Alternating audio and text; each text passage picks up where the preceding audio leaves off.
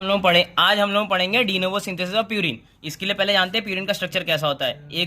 दो रिंग का होता है, एक होता है 6 रिंग का और एक होता है 5 रिंग का। तो इसका नंबरिंग करते हैं 1 2 3 4 5 6 7 8 9। तो पहले जानते हैं कि first position, third position, seventh position, ninth position में नाइट्रोजन होता है।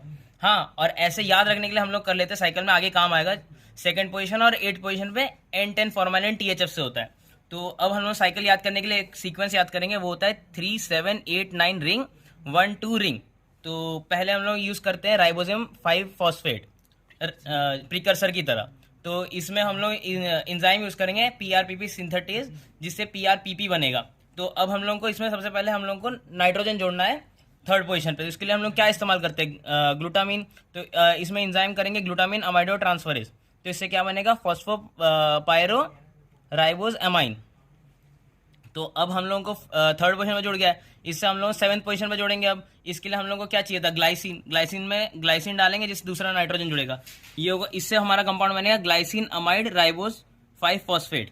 अब ये हो गया सेवन्थ पोजीशन। सेवन्थ पोजीशन से हम लोगों को अभी जाना है एट पोजीशन में। एट पोजीशन के लिए हमने क्या लिया था, N10 फॉर्माइल THF। तो N10 फॉर्माइल THF आ गया, जिससे बनेगा हम लोगों का कंपाउंड। देखो नाम ऐसे ही रहेगा, बस फॉर्माइल जुड़ जाएगा, फॉर्माइल ग्लाइसिन अमाइड राइबोसिल 5 फॉस्फेट। अब ये हो गया। अब इसके बाद हम लोगों का कौन सा स्टेप था, नाइन्थ स्टेप। नाइन्थ के में हम लोग क्या करेंगे, ग्लूटामिन लेते हैं।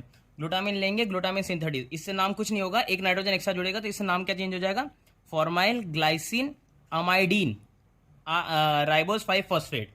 ये हो गया। अब ये हम लोगों का नाइट्रोजन सारा जुड़ना था, वो जुड़ गया। अब इसको हम लोग को क्या करना है, एक रिंग बना देना है। एक रिंग बना के मान लेते हैं इमिडाजोल रिंग इंजाइम लेंगे, जिससे हम लोग का रिंग बन जाएगा अमीनो इमाडोजोल राइबोस 5 फॉस्फेट। तो इससे मान लेते हैं एक रिंग बन गया। अब हम लोग को दूसरा रिंग चाहिए, तो दूसरे रिंग के लिए हम लोग क्या करेंगे, एक मान लेते हैं कार्बन रिंग, कार्बन CO2 लेंगे, जिससे एक नया रिंग बनेगा। तो इससे हम लोग का दूसरा कंपाउंड क्या बनेगा, amino imidazole carboxylase ribose 5 phosphate. अब ये हो गया। अब हम लोग को क्या करना था, दूसरा स्टेप, फर्स्ट पे नाइट्रोजन जोड़ना था। फर्स्ट पे नाइट्रोजन जोड़ना है, तो इसके लिए हम लोग क्या लेते थे, एस्पार्टेट। एस्पार्टेट से हमारा कंपाउंड बनेगा अमीनो इमिडाजोल सक्सिनाइल कार्बोक्सीमाइड राइबोसिल 5 फॉस्फेट।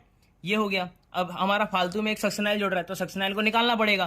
तो इसके लिए हम लोग एंजाइम यूज करते हैं एडिनो सक्सिनाइल लाइज।